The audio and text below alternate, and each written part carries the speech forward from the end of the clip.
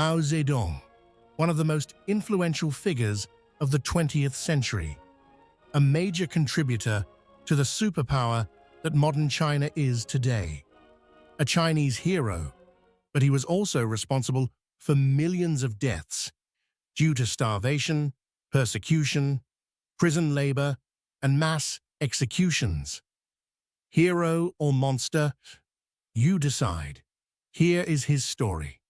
To understand Mao, we need to go back in time a bit.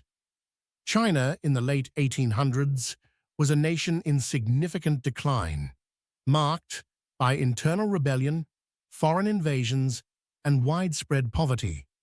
The Qing dynasty, which had ruled since the 17th century, was struggling to maintain control over its vast territories. This period was defined by several critical challenges. In the First Sino-Japanese War of 1894, Japan's modernized army and navy overwhelmed the outdated Qing forces. China's defeat was decisive, exposing the weaknesses of the Qing dynasty to the rest of the world. China was largely self-sufficient and enjoyed huge exports to the West, but imported very little. Britain was paying China in silver, draining Britain's reserves. To balance trade, Britain exported opium from India to China. Addiction was rife in China. When China tried to crack down on the trade, Britain went to war with China in what is known as the Opium Wars between 1839 and 1860. The result was a series of unequal trade treaties. British control over Hong Kong, opening of China to exploitation from the West, and the legalization of the drug trade. Over time, more countries, including France, Germany, and Russia, would carve out spheres of influence in China, further diminishing its autonomy.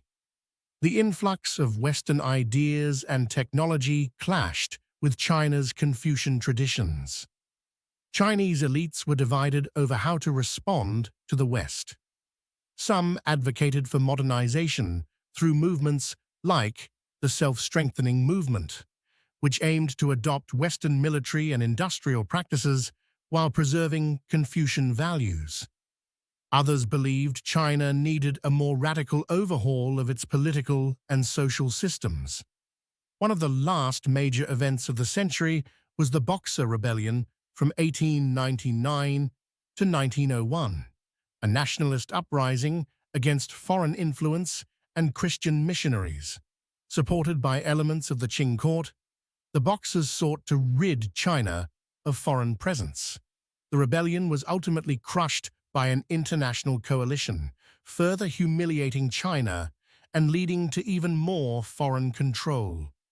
It was this China that Mao Zedong would be born into. Mao Zedong was born on December 26, 1893, in the small village of Shaoshan, near to Changsha, Hunan province. His father, Mao Yichang, was a relatively strict peasant farmer. Mao's mother, Wen Qimei, came from a more modest background and was deeply religious. Mao attended the local school from the age of 8. In 1907, at 13 years old, he was taken out of school to work the farm. His father would arrange a marriage to an 18-year-old woman from the Luo clan. She died 3 years later. 1910, Mao left the farm and moved to Xiangtan, enlisting in a unit of the Revolutionary Army in Hunan. Mao spent 6 months as a soldier.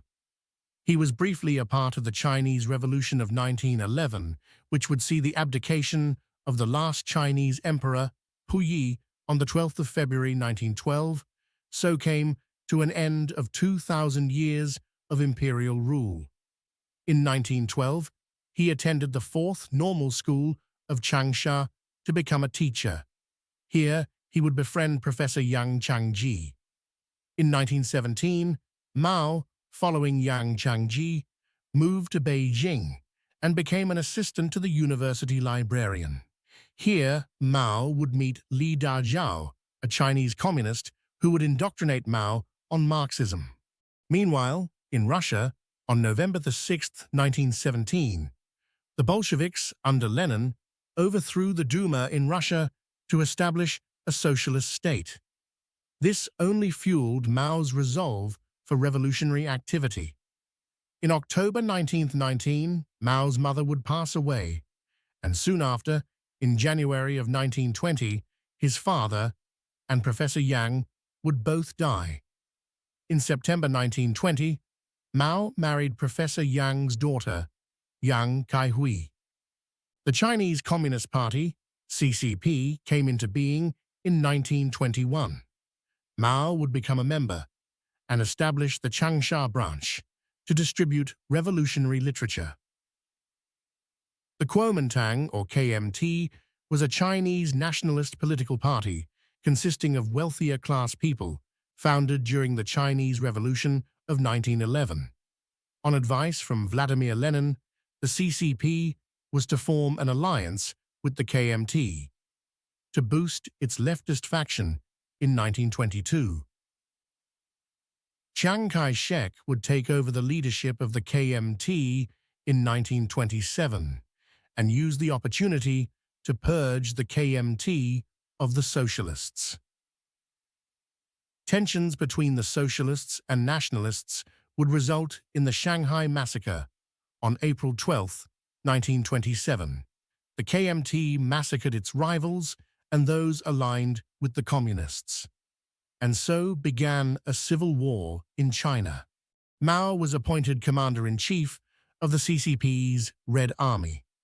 The Communist Red Army would engage several times with the KMT nationalists but were defeated on each occasion. Mao and his remaining troops would retreat east into the mountains of Jiangxi and founded the Chinese Soviet Republic there in November 1931. 1930 saw Mao's wife, Yang Kaihui, executed by the nationalists. He married He Zizhen, his third wife, shortly after. On September 18, 1931, a section of railway track was destroyed by an accidental explosion near the city of Mukden. The Japanese, who owned the railway, blamed the Chinese nationalists and used the opportunity to retaliate and invade Manchuria. Japan wanted to capture its mineral to wealth. Chiang Kai-shek had to contend with the Japanese and the communists, but decided the communists were the bigger threat. He made attacks from land and air on Jiangxi. The communists decided to retreat and relocate from Jiangxi. So on October 14, 1934, began the Long March, a 6,000-mile journey to northwest China to establish a new base in Shenxi. On the Long March, Mao's wife, He Zizhen, was injured by a shrapnel wound in the head. Mao divorced her and married his fourth wife, an actress, Jiang Qing. Mao established the Shenxi Soviet in Shanxi province in northern China in 1935. Mao was elected chairman of the Politburo and de facto leader of both the party and the Red Army, supported by Soviet leader Joseph Stalin. Of the 80,000 who started the march, only 7,000 to 8,000 had survived.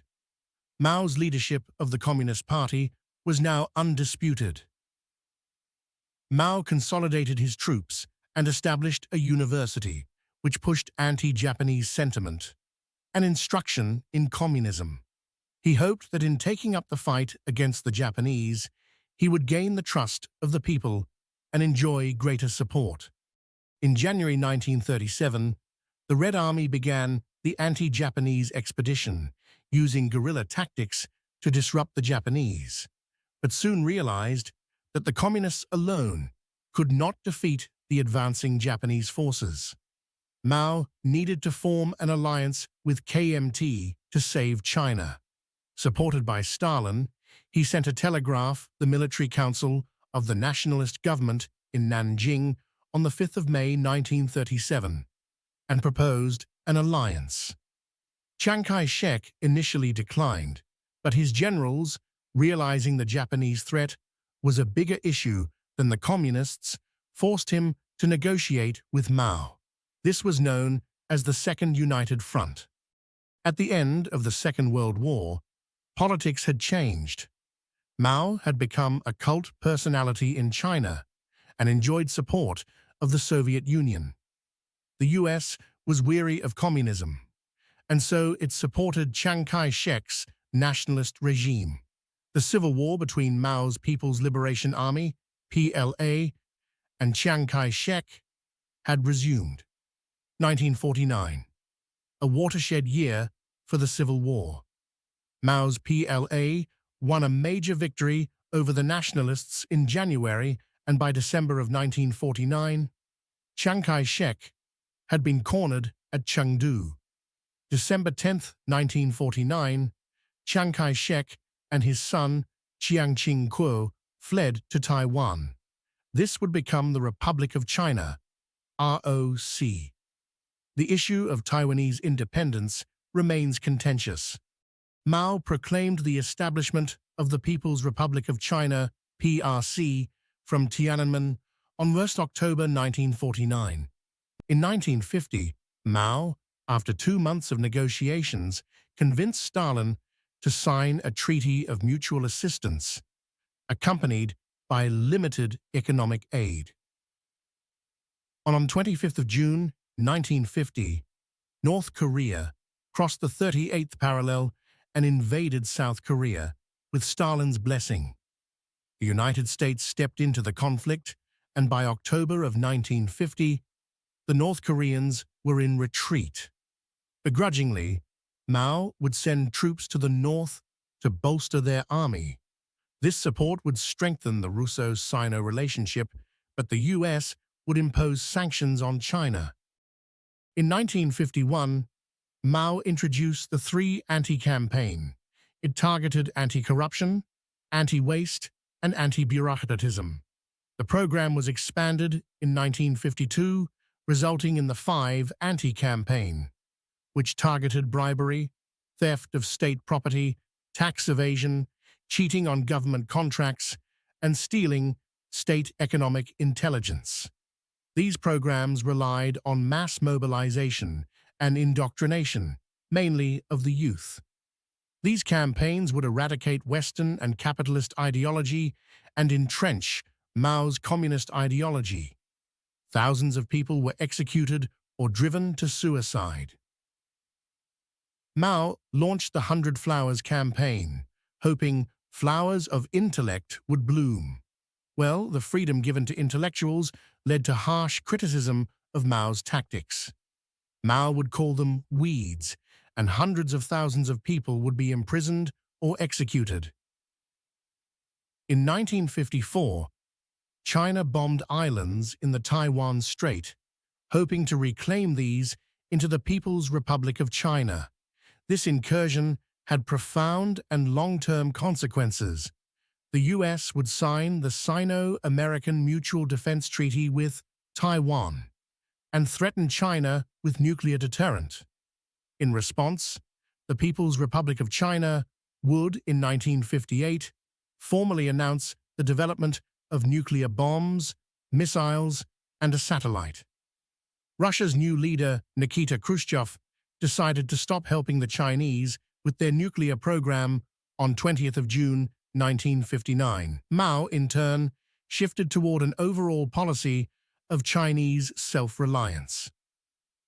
On October 16, 1964, China's first atomic bomb was successfully detonated in Lop Nur, codename Project 596, making China the fifth country in the world to possess nuclear weapons after France.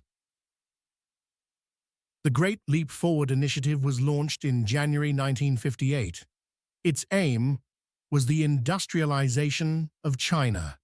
Farmers were repurposed as steel and machinery workers. The impact was the Great Chinese Famine because food security was compromised. Minister of Defense Peng Dehuai was highly critical of the Great Leap Forward program. Mao would purge Peng and his supporters, stifling the criticism of the Great Leap policies. The program was finally abandoned in 1962. Some 30 million people would perish from this man-made disaster. Next, Mao concentrated on industrialization of the coastal zones, funding factories to produce consumer goods. The program was largely successful, but as the Vietnam War developed, the coastal areas of Southeast Asia came under threat of U.S. attack. This concerned Mao, so China's third five-year plan would concentrate on building factories and defense sites in the Chinese interior. By the mid-1960s, Mao was concerned that old ruling elite had been replaced with a new one. His desire was to keep China in a state of continuous revolution. Mao launched the Cultural Revolution. The Cultural Revolution saw the printing of 350 million copies of the Little Red Book, a book of Mao's ideologies and quotations, and mobilization of the student-led Red Guard. On 22 August 1966, a central directive was issued to stop police intervention in Red Guard activities. The Red Guard would be given almost free rein to destroy traditional Chinese culture and heritage. Their activities would descend into torture, murder, and public humiliation. Mao, during this period, chose Lin Biao to become his successor. Mao was to lose trust in Lin, and Lin Biao would die in a plane crash over Mongolian airspace. He would posthumously be accused of planning a coup. Mao's health had declined in the 1970s. A chain smoker, his lungs were problematic.